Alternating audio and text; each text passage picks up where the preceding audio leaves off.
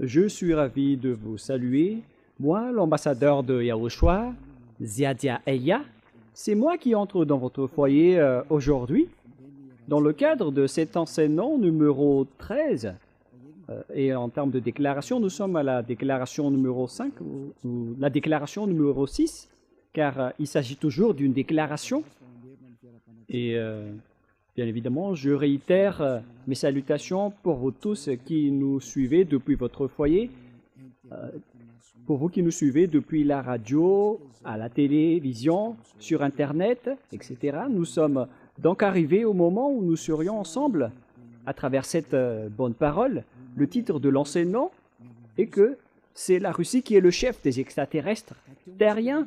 Préparez-vous au pire.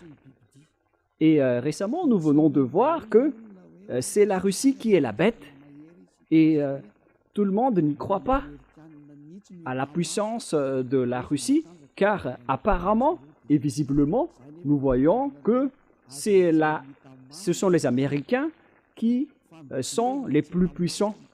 Moi, je vous ai déjà enseigné qu'il ne faut pas regarder le côté visible. Il ne faut pas regarder en apparence, il faut regarder dans le côté invisible. C'est le côté invisible qui compte et non pas le côté visible.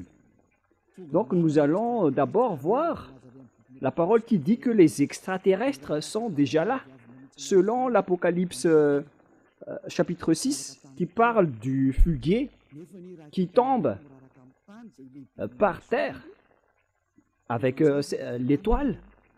Alors que si une étoile, une vraie étoile, tombe sur votre terre va être anéantie et va disparaître. De quoi parle-t-on alors en parlant de cette étoile? Est-ce que c'est vraiment une étoile qui va tomber sur terre? La réponse, ce n'est pas une vraie étoile. On parle ici d'extraterrestres. Nous allons donc voir la parole de Dieu à ce sujet, selon le livre de l'Apocalypse. Nous allons d'abord commencer à ce niveau. Ce qui est dit dans le livre de l'Apocalypse, on parle d'une étoile qui sont les extraterrestres.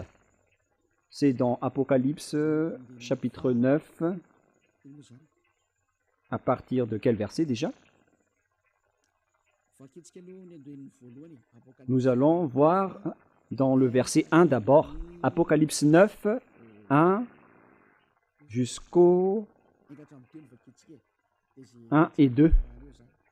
Et nous verrons la fin après.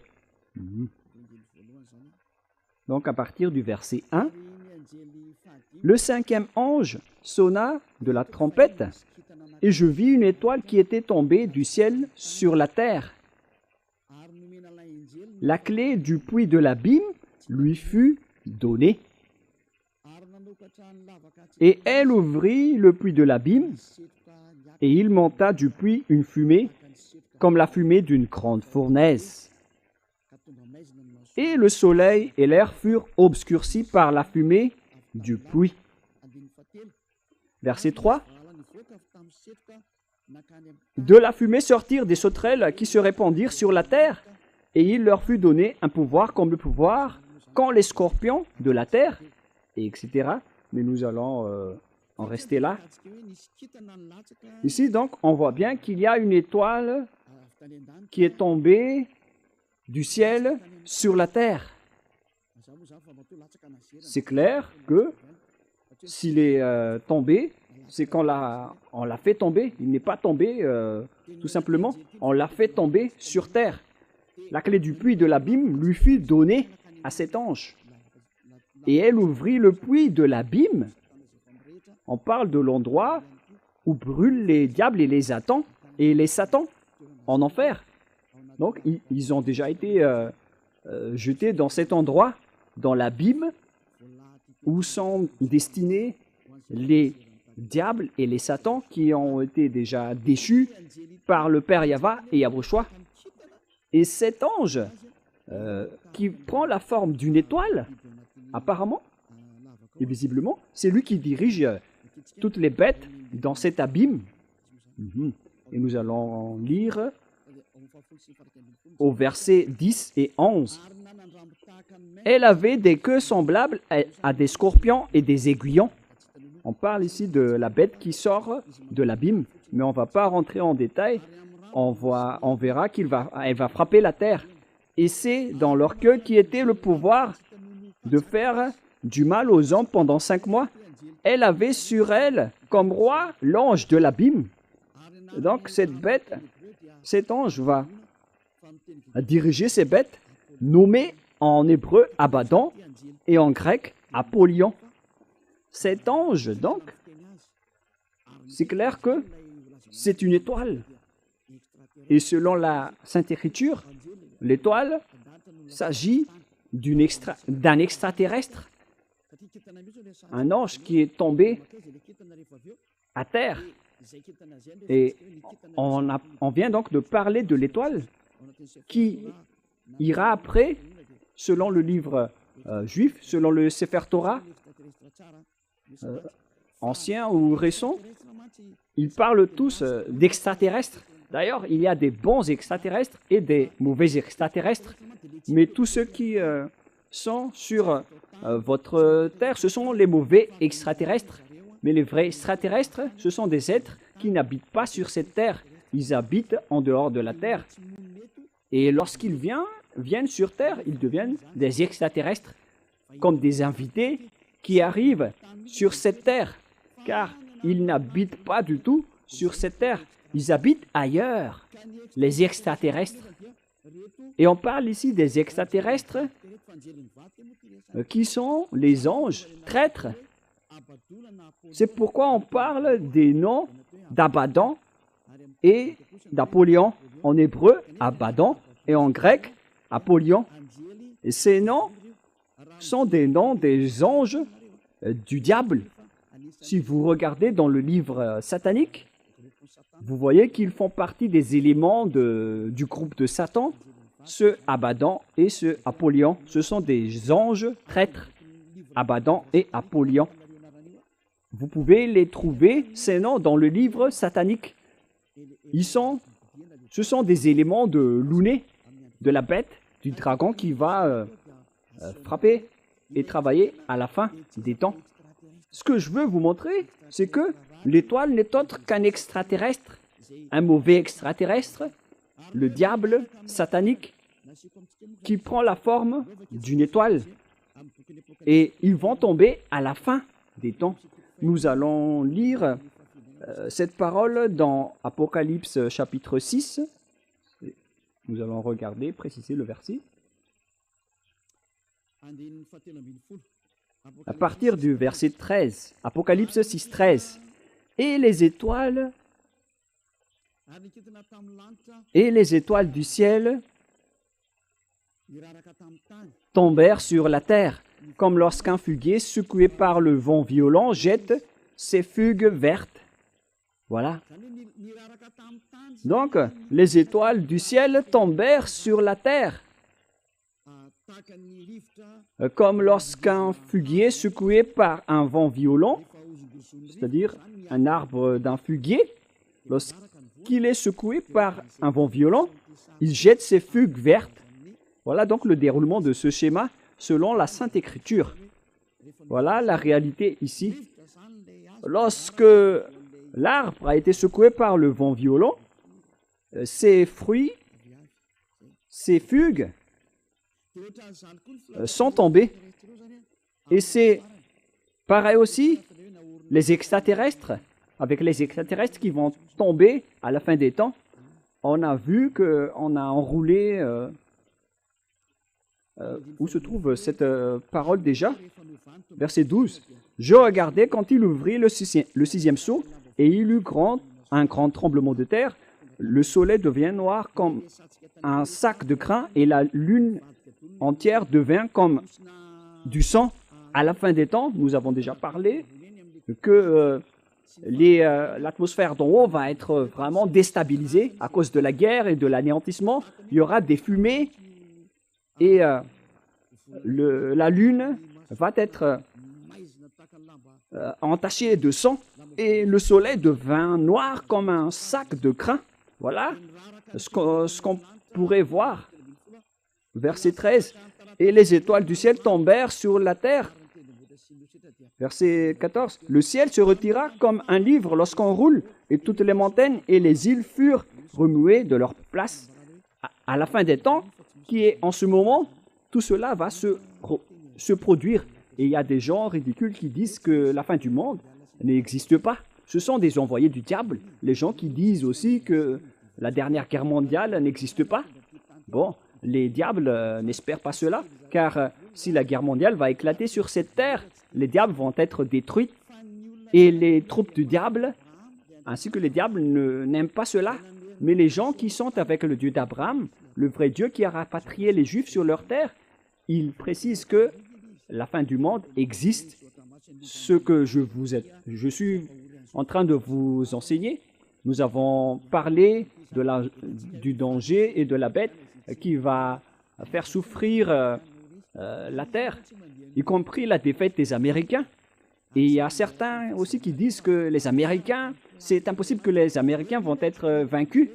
Mais ça ne marche pas avec votre vision. Ça marche avec le programme de Dieu et le plan de Dieu pour dire aux gens qui disent que la guerre mondiale n'existe pas. Vous êtes ridicules. Si ça n'existe pas, alors les inondations, les vents violents, les réchauffements climatiques n'auraient pas dû avoir lieu.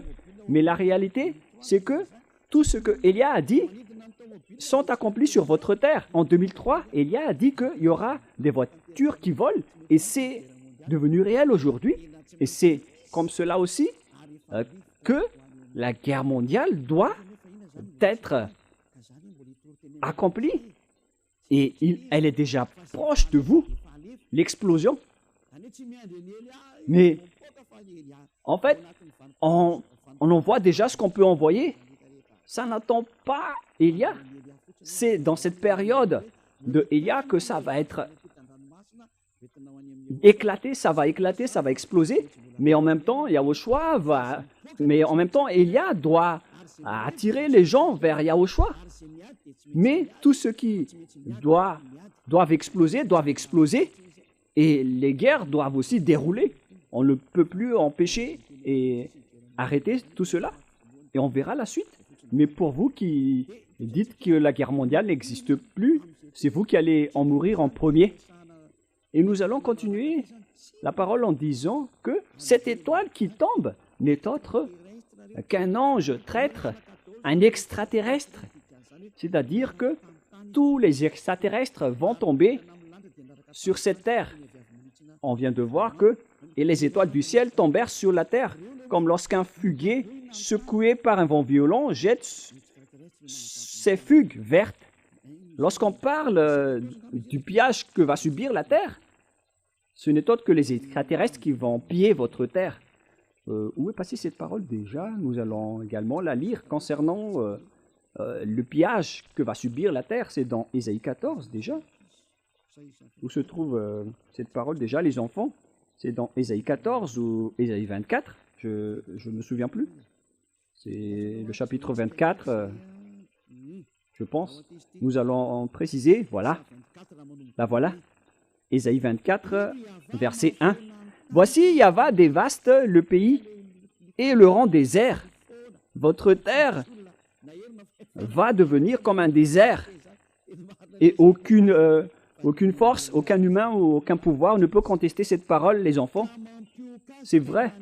Mais les envoyés du diable disent le contraire. Ils disent le contraire. Ils en bouleversent la face et en dispersent les habitants. Et il en est du sacrificateur comme du peuple, du maître comme du serviteur, etc.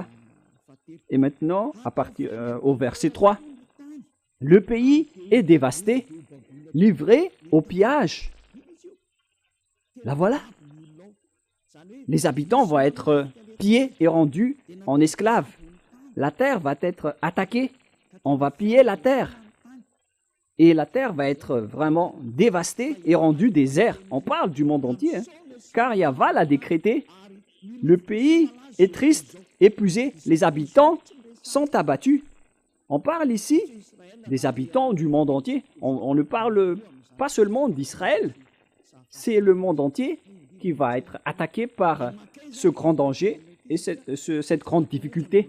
Et après, nous allons voir où va ce problème, car on vient de voir que les étoiles qui tombent sont des extraterrestres.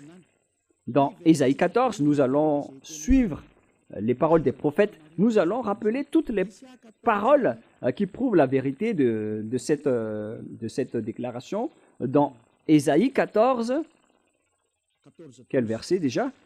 14, 12. Allons-y. Ésaïe 14, 12. Te voilà tombé du ciel, astre brillant, fils de l'aurore. On parle ici de l'étoile brillante. Il existe un astre brillant. On parle vraiment d'une étoile brillante. Tu es abattu à terre, comme l'autre qui a été abattu à terre dans Apocalypse 9 de tout à l'heure. On l'a fait tomber par terre. Il a été abattu et il est tombé. Elle est tombée à terre. Toi, tu es abattu à terre, toi et le vainqueur des nations. Verset 13. Cette étoile qui tombe donc est abattue à terre. Et il s'agit d'un vainqueur des nations. C'est là. Allons-y avec le verset 13. Tu disais en ton cœur, je monterai au ciel. J'élèverai mon trône au-dessus des étoiles de Dieu. Il va s'élever en haut, tout en haut. Il va défier Dieu. Car il va s'élever au niveau du trône au-dessus des étoiles de Dieu. Donc cet astre brillant va défier les étoiles de Dieu également.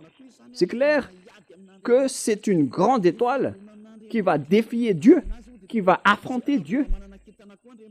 Et ici, il est précisé que les étoiles de Dieu qui n'ont pas trahi, qui ne l'ont pas trahi, il va encore s'élever au-dessus des étoiles de Dieu.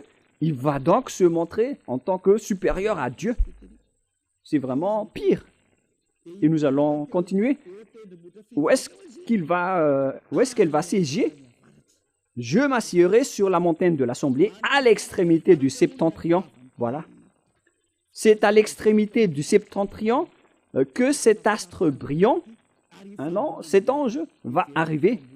Et il va défier et affronter les étoiles de Dieu. On parle ici de l'astre brillant. Où va cet astre brillant? Il va aller dans la montagne de l'Assemblée à l'extrémité du septentrion, tout en défiant Dieu. Celui qui vient du septentrion.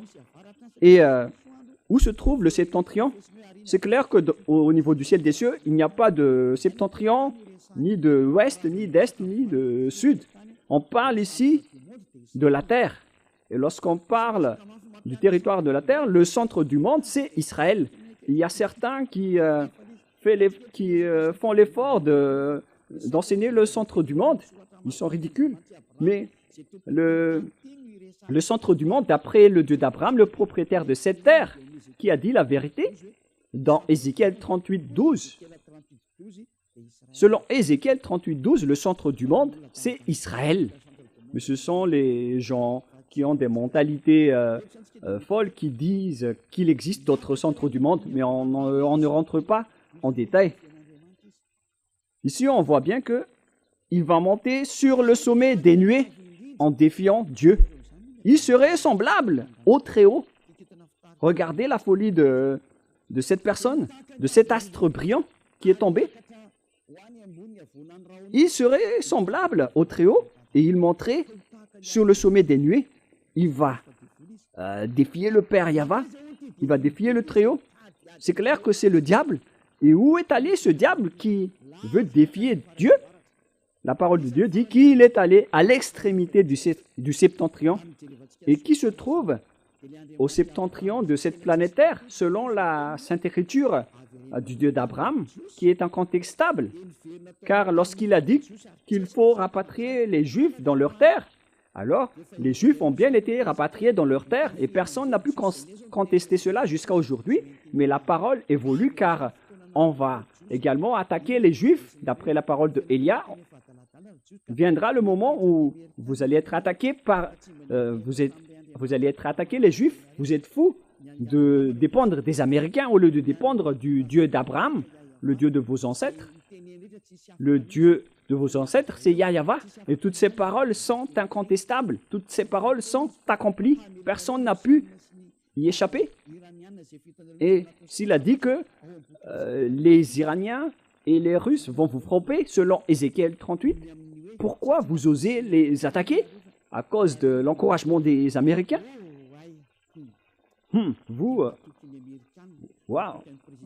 Pourquoi vous faites confiance aux Américains avec leur président, qui est Donald Trump, qui vous a dit de lui faire confiance au lieu de faire confiance au Dieu de vos ancêtres, le Dieu d'Abraham? Vous auriez dû vous tourner vers cette Sainte Écriture pour dire que ce geste n'est pas du tout correct, mais vous voulez toujours défier le Dieu d'Abraham. Vous ne voulez rien savoir, vous dépendez des autres personnes, alors vous allez subir le pire, les Israéliens. Vous allez subir le pire danger. Nous allons continuer la parole. On vient de la détecter maintenant. Celui qui est allé à l'extrémité du septentrion, c'est clair que c'est celui qui veut défier et contrer le Père Yahweh, qui est allé au septentrion. Et au septentrion, on trouve la Russie, selon la Sainte Écriture, qui a dit que le danger qui va frapper la terre vient du septentrion.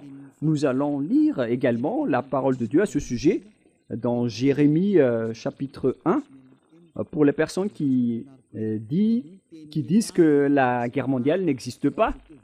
Moi, je vous dis d'écouter la parole de Élia. Pour vous qui voulez être sauvés en cette fin des temps, suivez Élia. C'est un consigne. C'est un consigne pour ceux qui ne sont pas arrogants, mais pour les arrogants, assumez le résultat et les conséquences. Et vous allez voir que votre visage va gonfler avec des boutons. Alors, soyez conscients. C'était une parole de Élia. Lorsque votre nez va avoir plein de boutons, vous allez plein de boutons, vous allez voir. Jérémie 1,14. Et Yahweh me dit, c'est du septentrion que la calamité se répandra sur tous les habitants du pays. Le danger va sortir. D'où? Ce n'est pas du sud, ni de l'est ou de l'ouest, mais du septentrion, à l'extrême nord.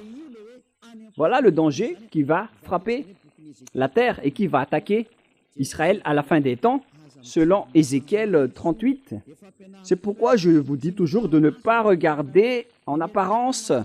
Ne regardez pas le côté visible en disant que ce sont les Américains qui sont les plus puissants. Vous regardez en apparence seulement. C'est pourquoi les personnes ont été...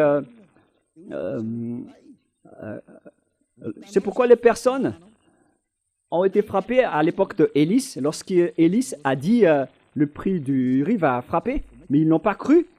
Mais au final, ils ont été morts. Ils sont tous morts. Il ne faut pas faire comme ça. Il ne faut pas jouer avec la parole de Élia.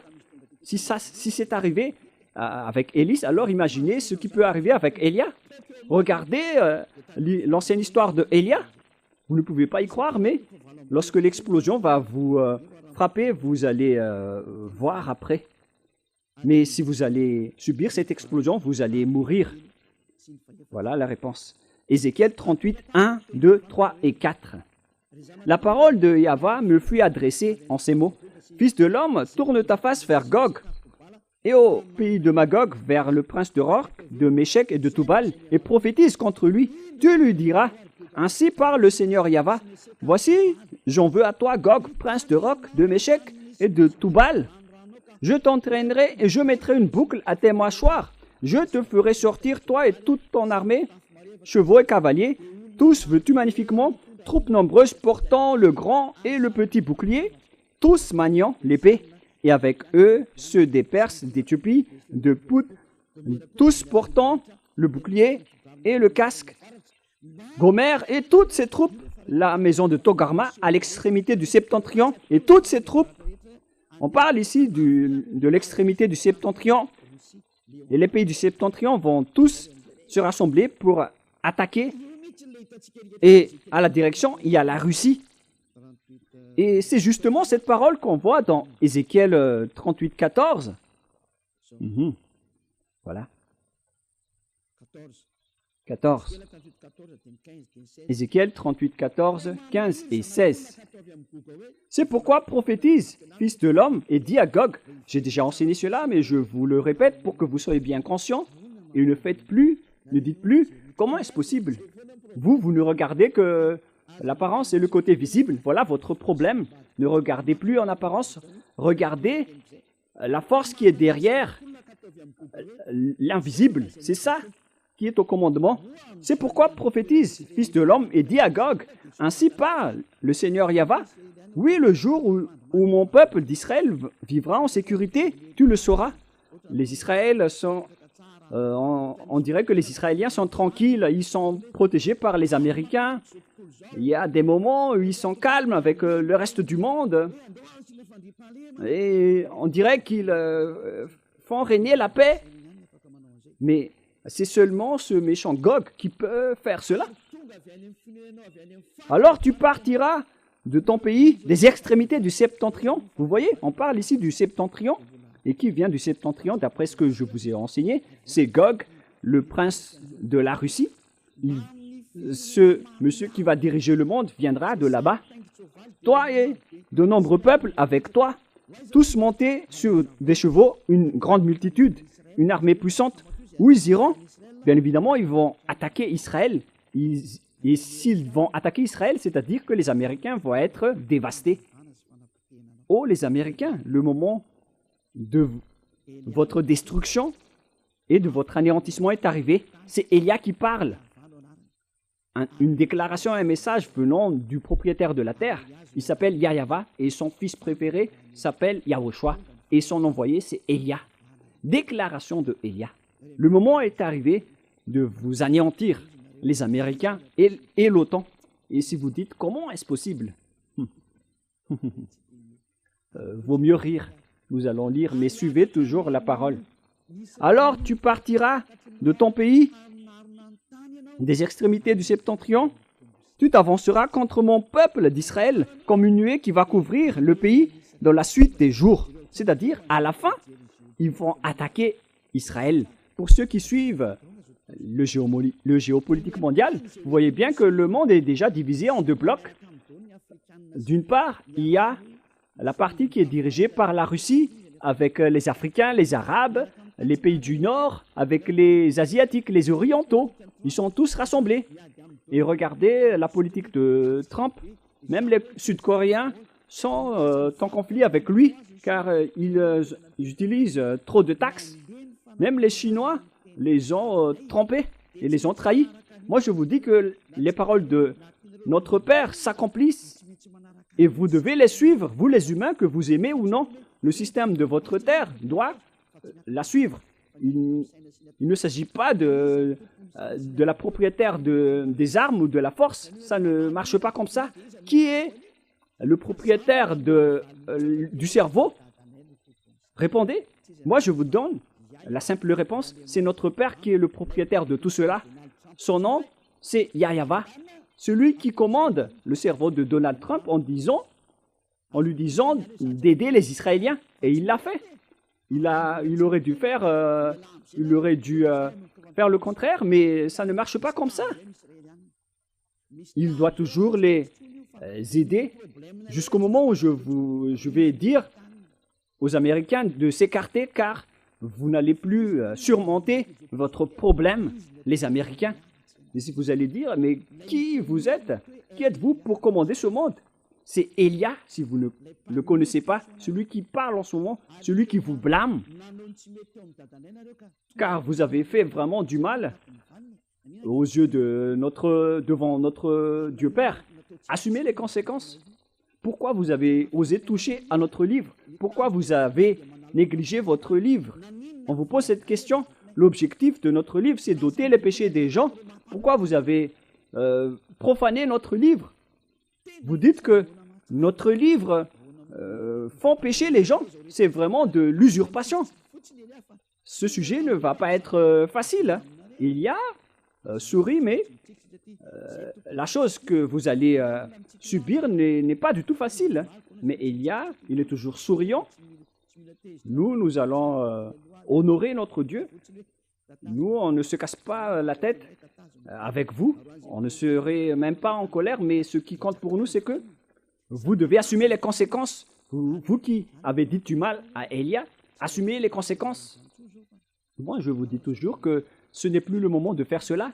C'est toute autre chose qui se passe en ce moment. Mais si vous voulez être dans le rang de Gog, alors c'est correct si vous faites cela, car vous êtes un adversaire de Élia. Mais si vous êtes ni avec Gog ni avec Élia, vous allez mourir juste comme ça. Comme les malades qui attrapent des sauterelles, ils vont mourir tout simplement, sans rien à avoir. Voilà le schéma. Mais si, pour que vous ne mouriez pas, alors ne dites plus du n'importe quoi en cette fin des temps, car vous voyez la réalité. Vous voyez les voitures qui volent. En ce moment, nous voyons tout cela. C'était la parole de Élia que vous n'avez pas cru en 2003. Voilà, il y a le feu qui consume la terre. La terre brûle automatiquement, ainsi que les voitures. Toutes les choses brûlent automatiquement. En ce moment, l'Europe brûle. La région d'Indonésie, d'Italie, il y a beaucoup de régions qui brûlent. Et ils font des déclarations de danger avec les volcans qui vont gravement exploser. Et d'ailleurs, ils sont tous en train d'exploser ensemble. D'après les nouvelles, il y a à peu près 10 jours, il y a les volcans qui s'explosent en même temps. C'est Élia qui a dit que les volcans vont exploser et il faut accomplir les missions pour les concerner. Envoyer les vents violents, les inondations et le réchauffement climatique. Pourquoi votre Dieu ne se lève pas pour contrer tout cela? Parce que mon Dieu, il parle et tout est accompli. Et nous sommes là pour accomplir ses paroles. C'est Élia qui est le chef de l'armée. Hein. Élia ne cache rien. Comme notre grand frère, il est le plus grand au ciel des cieux. Et toutes les choses marchent sous ses ordres. On parle de Yahushua, le fils du Père Yahva. Pour ceux qui disent que Dieu n'a pas engendré, nous allons faire un enseignement à ce sujet. Pour les gens qui suivent le Sefer Torah, ils croient que Dieu engendre, mais pour les gens qui contre le Sefer Torah, ils disent que Dieu n'a pas engendré. Mais je vais vous enseigner cela après cet enseignement. Mais nous allons donc voir dans le vif du sujet. On parle ici des Russes, où vont aller donc les extraterrestres qui vont combattre le Père Yahva, c'est-à-dire le grand chef des gens traîtres. Il est allé où? La Sainte Écriture est claire. Il est allé en Russie. Donc leur chef se trouve là-bas. Le chef, le cerveau, qui a défié le Père Yahva depuis le ciel des cieux, il est arrivé sur cette planète Terre et il va siéger en Russie. Sa base se trouve là-bas. Ils vont faire leur assemblée là-bas. Nous avons vu cela dans Ésaïe 14 et nous allons le rappeler. Où ils vont faire leur assemblée. Alors préparez-vous, l'ONU, vous allez être détruits. Vous n'aurez plus votre siège en Amérique. Et osez dire que ce n'est pas vrai. Ceux qui sont avec Jésus ou Allah. Élia vous dit que l'ONU doit dégager des États-Unis et l'ONU va être déménagée en Russie. Cette parole est directe. Élia donne l'ordre aux Américains de dégager l'ONU de chez eux. L'ONU est ordonnée de quitter l'Amérique. Déménagez-vous en Russie. C'est un ordre. Et vous allez dire, mais c'est quoi ce discours qui est un peu bizarre que vous faites, Élia? Élia, il donne des commandements et des ordres. Et les gens qui iront au ciel des cieux, ils sont contents d'écouter sa parole. Mais les gens qui iront en enfer, ils sont en colère et énervés en écoutant sa parole. C'est comme ça qu'on distingue les gens qui iront au ciel des cieux et ceux qui iront en enfer. Et si vous dites, mais de quel culot? Car les Américains sont une superpuissance en ce moment. Mais pourquoi vous dites qu'il faut dégager l'ONU des États-Unis? Moi, je vous ai déjà dit que les Américains vont être gravement blessés. Et c'est logique que l'ONU va quitter le faible pour aller vers la puissance qui est la Russie. Alors, il faut que vous quittez les États-Unis, l'ONU, comme le dirigeant américain a expulsé et a supprimé les branches de l'USAID dans le reste du monde, dans le monde entier. Il les a vraiment supprimés. On parle de l'USAID, mais je ne me souviens pas de manière précise. Donc, toutes les branches financières en partenariat avec les Américains, ils les ont tous supprimées, y compris ceux qui sont à Madagascar. Ils les ont tous supprimés, car les Américains ont un problème que vous ne voyez pas. Ils ont un problème, car Élia l'a dit. Lorsque Élia parle, la parole circule. C'est pourquoi les Américains ne veulent plus aider les Ukrainiens. Ils en avaient marre. Avec le président Donald Trump, il a dit que vous avez gaspillé les armes. Et c'est ridicule. Parce que maintenant, il a recommencé à ravitailler l'Ukraine en armement, car Poutine a bombardé les Ukraines. Et Donald Trump ne sait plus quoi faire. Car le président ukrainien Zelensky a appelé au secours. Pourquoi vous n'allez pas réagir avec tout cela? Et après, Donald Trump était triste pour eux. Et même si ça ne vient pas de son cœur, il les a aidés. Lui aussi, il veut avoir le prix Nobel de la paix. Et il fait cela, Donald Trump. Mais Poutine ne veut rien savoir. Il continue à bombarder les Ukrainiens. Et ils ne savent plus quoi faire. Mais pour nous, ce qui compte, c'est l'accomplissement de notre parole, la parole du Père Yahva et de notre Yahushua. Voilà donc le déroulement de l'histoire en général. Et donc, si cet extraterrestre est allé vers l'extrémité du septentrion, l'astre brillant, il va attirer quoi? Après,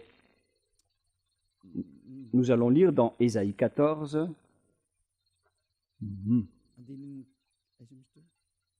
C'est où déjà? Ésaïe 14, 13. Ésaïe 14, 13. Tu disais en ton cœur, je monterai au ciel, j'élèverai mon trône au-dessus des étoiles de Dieu, je m'assiérai sur la montagne de l'assemblée, à l'extrémité du septentrion. Voilà. Il va siéger à l'extrémité du septentrion en Russie. Il va implanter un grand palais en Russie. L'histoire va se transformer après l'arrivée de Gog. Gog est arrivé, l'astre brillant, le dieu qui a défié le Père Yahva, et il va siéger en Russie. La question qui se pose, qui a donné la technologie aux Américains et aux Russes, qui sont les plus grands, avec la création des bombes nucléaires, des bombes atomiques et tous les autres armements, jusqu'aux technologies des avions invisibles. Un avion qui vole presque invisiblement. Il y a un terme qui le décrit, mais j'ai oublié. Mais lorsqu'il se déplace, on le voit presque pas. Voilà. Voilà. C'est un avion furtif. Voilà l'appellation. Lorsqu'il vole, il est en vol. Il est presque invisible. Il est indétectable par les yeux et par les radars alors qu'il vole au-dessus de votre tête. On parle d'un appareil, d'un avion furtif. Voilà, à peu près comme cela. D'où viennent toutes ces technologies? Qui a donné tout cela? Voilà ce que je vous ai parlé. Ce sont les extraterrestres qui ont donné tout cela. Nous allons rappeler un peu l'histoire. Voilà le déroulement de cette chose. Même les dirigeants et les présidents américains ou russes ne le savent pas. Je vais vous les dévoiler. Si vous ne les avez pas dans vos archives, je vais vous les raconter. Voilà le schéma. Les extraterrestres ont fait un accord avec les humains, avec Louné, leur président, le plus grand des diables. Il s'appelle Louné. Et Louné a fait tout le programme pour anéantir et détruire la Terre. Car lorsque ils étaient en colère contre le père Yahva et Yahushua, il a décidé de détruire la terre. Et il a projeté de transformer les humains en diables. Et la terre possède un propriétaire qui est le père Yahva et Yahushua qui a façonné toutes les créations. Le pouvoir et la conscience vient du père Yahva, mais c'est Yahushua qui a tout façonné après. Et après la création de la terre a été anéantie par les diables. Et après est venu le moment où Yahushua a sauvé la terre. Et le père Yahva l'a accepté. Lorsque Yahushua a été crucifié, les gens ont été restaurés auprès du père Yahva. Mais les imbéciles, les méchants de diable n'ont pas accepté. Ce ne sont que des assassins. Et voilà, ils ont tout fait pour tromper tous les humains pour qu'aucun d'eux ne soit sauvé. Par exemple, si vous allez à l'église, vous cherchez les moyens pour que vous ne serez plus pécheurs. Car Dieu a dit qu'il n'écoute pas les pécheurs, alors que toutes les églises que vous fréquentez, ce sont toutes des églises qui n'ôtent pas les péchés et qui produisent, au contraire, des péchés. Plus vous fréquentez ces églises, plus vous faites du mal. C'est de la réalité. Pourquoi tout ça est arrivé? C'est à cause du plan du diable, le plan de Louné. On vous incite de prier, mais vous n'êtes pas du tout ôté de vos péchés. On vous a trompé. Et une fois que Élia est arrivé pour vous prêcher la vérité, aucun de vous ne veut m'écouter. Alors que vous voyez bien votre objectif avec moi. Quel est votre objectif? C'est d'être ôté de vos péchés. Alors que les religieux et votre Église, ils ne vous délivrent pas du péché. Au contraire, ils vous rendent pécheurs. Moi, au contraire, je vous ai enseigné l'ôtement du péché. La question qui se pose, pourquoi vous ne me suivez pas? Alors que c'est l'objectif d'aller à l'église. Vous n'avez rien vu à ce sujet là-bas, mais les gens qui m'ont suivi ont vécu tout cela. La question qui se pose, pourquoi vous n'avez pas décidé de suivre Élia? Répondez-moi à cette question. Voilà ma réponse pour vous. À cause de votre arrogance, vous avez été attiré par Louné. Le plan de Louné, c'est de détourner la mentalité et la conscience, la raison des gens pour qu'ils n'écoutent jamais la vérité. Et ça a marché. Jusqu'à maintenant, vous ne m'écoutez pas, alors que l'église que vous fréquentez ne vous a jamais délivré du péché jusqu'à aujourd'hui, alors que le livre qui est entre vos mains dit qu'il ne faut plus jamais pécher. Ce livre dit que celui qui pêche n'a jamais vu et n'a jamais connu Dieu. Le livre que vous tenez dit que Dieu n'écoute pas les pécheurs. Mais vous ne voulez rien savoir à toutes ces paroles. Vous dites toujours que Dieu pardonne, Dieu comprend, il faut juste se repentir et ça marche. Vous voyez bien que votre anéantissement est logique, car Dieu n'a jamais dit cela. Il a dit, ne péchez plus. Mais c'est votre religieux qui n'est pas délivré de ses péchés. Il ne sait plus rien faire. Il vous trompe, il vous manipule, les prêtres et les pasteurs. Et vous acceptez aussi leur folie. Et vous traînez, vous enchaînez. Vous êtes enchaînés à eux. Alors que le vrai livre dit qu'il ne faut plus jamais pécher. Mais au contraire, vous êtes pécheurs jusqu'à la fin. C'est-à-dire que vous avez été trompés par le pasteur et les prêtres. Ils vous ont bien eu et vous allez être jetés en enfer. Une fois que vous allez quitter cette terre, vous irez en enfer. Car vous profanez et vous dénigrez cette parole, cette vraie parole. Et vous n'échapperez pas au jugement. Même les prêtres et les pasteurs, ils vont être jugés de manière atroce. alors ne mourrez pas. Mon père est pasteur. Les morts ne peuvent plus revenir, même s'ils disent, ils supplient de revenir sur cette terre pour dire aux humains que c'est grave ce qu'ils subissent, mais ils ne peuvent plus revenir. Maintenant, c'est au tour de Élia de vous dire, mais si vous n'écoutez pas, tant pis pour vous. Je vous ai déjà tout dit. Je représente le ciel des cieux pour vous prêcher Yahushua. Mais si vous n'écoutez pas, alors ne mourrez pas. Vous irez en enfer. Vous allez être terrifiés devant le grand jugement, même devant le tribunal d'Anous pour aller dans la prison de Siafa. Vous avez peur. Et imaginez le grand jugement de la vie éternelle que vous allez subir. Dites, sachez que vous avez déjà attrapé par l'ouné. Qu'est-ce qui est dit dans la Bible? Les humains vont utiliser le fusil pour tuer et pour tirer sur Yahushua. C'est vraiment un pire danger. C'est dans le livre de l'Apocalypse. Quel verset déjà? Quel chapitre? Chapitre 20. Voilà. Nous allons voir ensemble.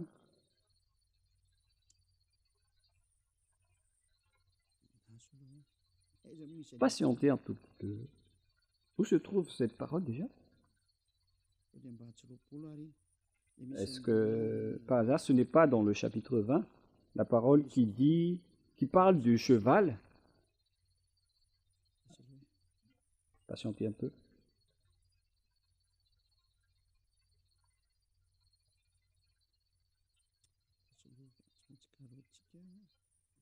Nous allons bien chercher. Apocalypse 19, 11. C'est le chapitre 19. Apocalypse 19. À partir de quel verset? Apocalypse 19, 19. Ici, on voit Yahushua qui est monté sur le cheval blanc. Apocalypse 19, 11. Puis je vis le ciel ouvert, et voici parut un cheval blanc. Celui qui le montait s'appelle fidèle et véritable, et il juge et combat avec justice. Celui qui le montait s'appelle fidèle et véritable, et il juge et combat avec justice. Ses yeux étaient comme une flamme de feu. Sur sa tête étaient plusieurs diadèmes. Il avait un nom écrit comme personne ne connaît, si ce n'est lui-même. Il était revêtu d'un vêtement teint de sang. Son nom est la parole de Dieu. La parole de Dieu n'est autre que Yahushua. Au commencement, la parole était Dieu. C'est dans Jean, chapitre 1 et 2. Vous pouvez lire cette parole. Je vous ai déjà dit que c'est dans Jean 1 et 2. Au commencement était la parole, et la parole était avec Dieu, et la parole était Dieu, et elle était au commencement avec Dieu. Et dans le verset 14, on parle que la parole a été faite chair, et on parle ici de Yahushua. Nous allons d'ailleurs relire cette parole dans Jean 1, 1. Au commencement était la parole, et la parole était avec Dieu. Et la parole était Dieu. Et dans le verset 2, elle était au commencement avec Dieu. Verset 3, toutes choses ont été faites par elle, et rien de ce qui a été fait n'a été fait sans elle. Verset 14 maintenant. On parle ici de la parole qui a été faite chair. Verset 14, nous allons lire ensemble. Et la parole a été faite chair, et elle a habité parmi nous. On parle ici de Yahushua. Et donc la parole de Dieu, dans Apocalypse 19, verset 11, ce n'est autre que Yahushua, bien évidemment. Nous allons maintenant revenir vers l'Apocalypse 19. Apocalypse 19, 11, selon la parole de Dieu. Puis je vis le ciel ouvert, et voici parut un cheval blanc. Celui qui le montait s'appelle fidèle et véritable, et il juge et combat avec justice, etc. Voilà la parole de Dieu. Verset 13. Et il était revêtu d'un vêtement teint de sang. Son nom est la parole de Dieu. Son nom est la parole de Dieu, alors que la parole de Dieu n'est autre que Yahushua. celui qui montait le cheval blanc. Le cheval blanc est déjà sorti, il est déjà en route, il continue à avancer. Nous allons lire aussi cette parole dans Apocalypse chapitre 6. Il est déjà sorti, il est en route et il continue sa route. Apocalypse 6, 2, car on vient de parler du cheval blanc et Élia va vous raconter tout à ce sujet. Apocalypse 6, 2. Je regardais et voici parut un cheval blanc. Celui qui les montait avait un arc, une corolle lui fut donnée et il partit en vainqueur et pour vaincre. Ce n'est autre que Yahushua, celui qui est déjà sorti. Il a déjà vaincu, il va encore vaincre. Yahushua est déjà sorti et maintenant, tous ses envoyés accomplissent sa parole. Gloire au Père Yahva et gloire également à notre cher Yahushua. Gloire à ce grand Dieu tout-puissant. Apocalypse 19 maintenant. Qu'est-ce qui s'est passé? Qu'est-ce qui s'est passé? Il y aura encore une troisième explication concernant le sujet de la dernière grande guerre, le danger, le désastre que va subir la terre. Ça n'a pas été terminé avec la première et la deuxième partie. Il y aura encore une troisième en parlant de la bête dans la leçon suivante, si Yahushua nous le permet. Mais tout cela est merveilleux. Apocalypse 19, quel verset déjà, les enfants?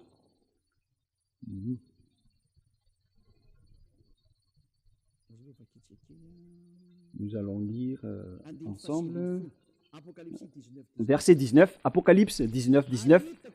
Et je vis la bête et les rois de la terre et leurs armées rassemblés pour faire la guerre à celui qui était assis sur le cheval et à son armée. Oh mon Dieu! Ils vont combattre celui qui est à cheval blanc, les rois de la terre et son armée. C'est-à-dire que les humains vont défier et combattre Yahushua. C'est pour dire que ce schéma est vraiment mauvais. C'est vraiment un mauvais schéma. Donc la réalité, les gens, dans le cas de cette fin des temps, les diables, avec les humains qui ont été créés par Yahushua, ils vont se rassembler pour utiliser l'arme pour persécuter Yahushua, comme lors de la crucifixion. C'est le même schéma, mais maintenant, ce sont les humains qui ont été transformés pour porter après le fusil, des fusils et des armes pour combattre Yahushua. Ce sont vraiment des méchants. Ils provoquent vraiment la colère de Yahushua. Car maintenant, ce sont les créations qui vont défier le Créateur. Quel humain peut défier le Créateur qui vient d'en haut? Car Yahushua va monter le cheval et il va débarquer dans l'atmosphère. Et comment, en tant qu'humain, vous pouvez le tuer, le fusiller? Comment osez-vous le combattre? Mais cette mentalité est vraiment grave. Mais c'est quel genre de mentalité que les gens ont eu pour qu'ils osent fusiller leur Créateur? La raison est simple. C'est pourquoi Élia est là. Je vais vous expliquer pourquoi Élia est venu. C'est pour préparer toutes ces choses. Élia est arrivé pour préparer le retour de Yahushua. C'était d'ailleurs mon rôle depuis le temps. C'est pour arranger toutes les choses. C'est pourquoi je vous dis que ce ne sont pas avec les forces des Américains. Ça ne marche pas comme ça. Ça marche avec tout ce qui est écrit. Élia est arrivé pour vous dire votre chemin. Mais ne dites pas du n'importe quoi en disant que ce sont les Américains et le pape qui est là, ou le pape qui est la bête. C'est Jésus qui a dit cela. Jésus n'a rien dit de vrai. Si Jésus a dit la vérité, vous aurez déjà dû être ôté de vos péchés. Mais si aucun de vous n'est ôté de vos péchés, sachez que c'est une parole du diable. Soyez conscients. Mais voilà la suite. Il y a la chose que Louné, le diable satanique, a fait, c'est de détourner la raison des humains. Et pour détourner la raison des humains, ils ont dû envoyer des leur envoyer pour transformer tous les humains en race diabolique, en race de diable. Voilà leur plan. Ils vont transformer les humains en bêtes pour qu'ils ne connaissent plus leur Dieu créateur. Ils ont transformé les humains. Et qu'est-ce qu'ils ont fait? Puisqu'ils ne pouvaient pas entrer sur votre planète Terre, surtout en cette fin des temps. La preuve, c'est que lorsqu'ils étaient entrés ici, au commencement, le Dieu Père Yahvé a envoyé le déluge. Lorsque les diables s'est accouplé avec les humains, et ils ont engendré des Néphilim, le Père Yahvé était gravement en colère. Il n'acceptait pas du tout, et il a envoyé le déluge à l'époque. Et après, ils n'ont plus suivi ce schéma, car ils connaissent que le Père Yahvé va être gravement en colère. Ils ont changé de plan. Ils ont dit aux humains de faire contrat avec eux en prenant un choix. Et les humains ont fait encore une fausse route avec ce plan des diables. Ils ont pris en premier les plus grands, les Américains et les Russes. Et après, les plus faibles, il y a les moins faibles, il y a les Français, les Anglais, les Allemands. Mais les plus grands, ce sont les Américains et les Russes. Ils ont fait un contrat avec eux parce qu'à l'époque de la guerre froide, ils avaient peur de la guerre. Alors, les diables les ont donné de la technologie. Mais ce qui est ridicule, c'est que le diable a donné la technologie à l'autre partie pour détruire l'autre partie. Alors que la technologie est la même. C'est vraiment grave. Hein. Mais le pire, c'est qu'ils ont cru, à condition, dans l'accord, que les diables vont faire des clonages ici. Ils vont transformer les humains. Ils vont développer le clonage. Ils vont détruire la race humaine. Et en contrepartie, dans le contrat, les humains vont être dotés de technologies, notamment les avions furtifs, les bombes atomiques, tout ce que vous voyez en ce moment en termes de technologie qui avance à grande vitesse. Ce qui est pire, c'est que les humains avancent dans les technologies qui contre Dieu en ce moment. C'est la preuve que la fin est là. La fin de votre histoire est arrivée. Vous faites n'importe quoi. Pourquoi vous avez créé les intelligences artificielles? Vous êtes en train de défier le Père Yahvé avec les intelligences artificielles. Vous prenez la place du Créateur. Moi, j'ai vu que les Chinois font jouer leurs robots au ballon, au football. Ce schéma n'est plus normal. Vous êtes en train de défier le Créateur, mais vous n'y arriverez jamais. Même Lounet a cherché les moyens de le faire, mais il n'est jamais arrivé, car il ne peut jamais créer le souffle et l'esprit. Avec la chair, il peut réussir, mais Lounet ne peut jamais créer le souffle de la vie et de l'esprit. C'est la spécialité seulement du Père Yahvé. Mais il va résister, il va essayer de combattre jusqu'à la fin. Et au final, ils ont fait un accord avec les Américains, les Russes, en contrepartie des technologies. Les Américains et les Russes ont des technologies sophistiquées, mais ils font semblant de rien avoir. Et le pire, c'est que le président russe doit être attiré par ses mâchoires pour sortir. S'il ne voulait pas sortir, c'est que il a peur de mourir, mais s'il voulait sortir, il aurait déjà dû détruire rapidement les Américains. Ils ne sont rien devant les Russes, les Américains. Ils ne vont même pas durer une journée. Et moi, je vous dis que les Russes n'ont pas de grands armements.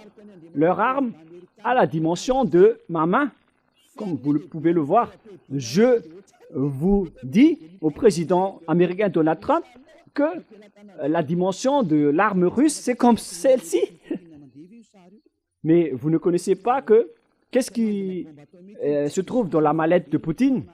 Certains disent que c'est la télécommande des bombes atomiques. Ce n'est pas du tout le cas, mais c'est une arme qui a la dimension de ma main. Et comment ça marche?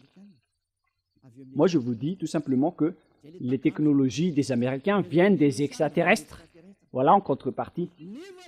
Et les technologies russes aussi viennent des extraterrestres. Alors que le chef des extraterrestres se trouve en Russie. Vous êtes fous si vous allez dire que le subordonné va vaincre le grand chef, alors que le grand chef se trouve en Russie. Mais les subordonnés sont les Américains. Et la question se pose, après la guerre, qui va vaincre, le subordonné ou le grand chef? La réponse, c'est le grand chef qui doit vaincre. Parce que ça va être ridicule si le général va être vaincu par le lieutenant. C'est vraiment ridicule. C'est le général qui doit vaincre jusqu'à la fin, car il est le cerveau de toutes les stratégies. Et ce schéma est pareil. Lorsque la guerre va éclater, on doit voir où se trouve le grand chef. Le grand chef se trouve en Russie et non pas en Amérique. Voilà la réponse pour vous. Donc, les Américains ne vont jamais vaincre, quoi qu'ils fassent. Moi, je vous dis que l'arme que la Russie va vaincre le monde entier, y compris les Américains, a la dimension de ma main. Que chacun soit conscient, car voilà la réalité. Si vous dites, quelle est la réponse? Moi, je vous donne une simple réponse. Où se trouvent les commandes de toutes ces choses? Ces choses sont commandées de manière électronique, notamment les bombes atomiques. Alors, d'où viennent ces commandes? Elles viennent des extraterrestres. Et le chef des extraterrestres se trouve où? En Russie. Et mesurer après le pouvoir des Américains. Et mesurer aussi le pouvoir des Russes. La source vient toujours du grand chef, c'est-à-dire la Russie. C'est simple comme dire bonjour. Alors, où se trouve la source de ces armes? Ces armes viennent des extraterrestres. Donc, ils ont réussi, car ils ont réussi à tromper les humains. Premièrement, la première tromperie, c'est avec les gens qui ne veulent pas se repentir pour être ôtés des péchés. Et vous en faites partie, car vous voyez les enseignements, vous voyez les témoins, que ceux qui sont avec nous sont vraiment ôtés des péchés. Pourquoi vous ne vous rapprochez pas? C'est que vous êtes déjà devenus des amis du diable. Ils vous ont déjà attrapés, vous êtes dans leur filet, vous êtes leurs esclaves. Vous allez faire leur folie et vous allez fusiller à vos choix. Après son retour, vous allez regretter, mais vous devez prendre ce chemin. C'est pour dire qu'ils ont réussi les diables, car tout le monde entier, tous les habitants de la planète Terre sont engloutis par eux. Personne ne peut les battre, car ils vous dirigent au niveau de votre cerveau. Ils vous donnent des ordres. La preuve, vous ne voulez pas écouter cette vérité. Combien d'années vous fréquentez vos églises? Mais à quel moment vous étiez ôté de vos péchés? Jamais. Maintenant, vous faites un mensonge. Après que Élia est arrivé, vous osez dire que vous aussi, vous ne péchez plus. Encore une fois, vous avez commis un péché. Vous avez encore tué, encore une énième fois, votre esprit. Vous le jetez encore une fois en enfer. Regardez le schéma. Le diable vous a attiré pour fusiller votre Dieu créateur et vous n'êtes plus conscient. Maintenant, c'est logique si vous allez fusiller votre créateur, car on est en train de vous dire que votre église, votre pasteur et votre prêtre ne délivrent pas des péchés. Vous n'avez aucun espoir. Alors, pourquoi vous restez encore dans ces endroits? On vous dit que Dieu n'écoute pas les pécheurs. Alors, qui vous écoute dans votre église? C'est le diable, mais vous ne voulez rien savoir.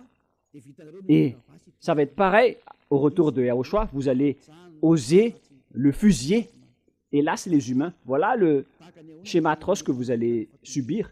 Imaginez le colère du Créateur lorsqu'il va revenir. Vous faites partie de ceux qui l'a rendu en colère, car On vous a appelé, vous ne voulez pas entrer, alors vous méritez d'être consumé en enfer. La parole de Élia se termine. Le sage voit le danger et se cache, mais le vous avance et le regrette. Que chacun soit conscient. Voilà la réponse de la parole. Les Américains ne vaincront jamais la Russie. Visiblement, on peut voir que c'est vrai, mais ce n'est pas du tout le cas. C'est pourquoi les Américains ne veulent pas défier la Russie. Ils font semblant de protéger les Ukrainiens, mais ils ne veulent jamais défier la Russie. Mais les humains ne connaissent rien de cette histoire. Vous êtes dépassés à ce sujet, alors que c'est la vérité du côté invisible. C'est pourquoi je vous dis, ne regardez pas le côté visible, regardez le côté invisible. Nous, on regarde du côté invisible et on vous partage, à vous les humains, ce qu'on peut vous partager. Élia vous partage cela. Mais tout ce qui nous concerne, on ne va jamais vous les partager car la fin et l'anéantissement de la terre est déjà là. Tous ceux qui veulent écouter Élia, ils peuvent écouter, mais ceux qui ne veulent pas écouter, alors tant pis pour vous et assumez les conséquences. La parole se termine, mais cependant, je vous souhaite toujours le meilleur pour que vous vous rapprochiez de Yahushua. Sauvez votre esprit, ne le tuez plus, ne soyez plus arrogant. Prions ensemble. Merci, Père Yahva, pour cette parole. Merci pour ces messages, pour ces avertissements et ces corrections sur ceux qui vont arriver. Alors, où est-ce que vous allez choisir? Tu donnes encore les consignes et les conseils. Père Yahva, ce sont la dernière partie du salut. Il n'y a plus rien à recevoir, sauf ce qu'on peut encore sauver, Père Yahva. Gloire à toi. Faites en sorte que les personnes conscientes puissent écouter et soient revenues vers toi. Père Yahva, gloire éternelle à toi. On va accomplir ton programme et toutes tes paroles rapidement. Au nom de toi, Yahushua, je fais toutes ces paroles et toutes ces prières. Alléluia. Amen. Et donc, je vous souhaite à tous d'être bénis par Yahushua. À la prochaine. Au revoir tout le monde.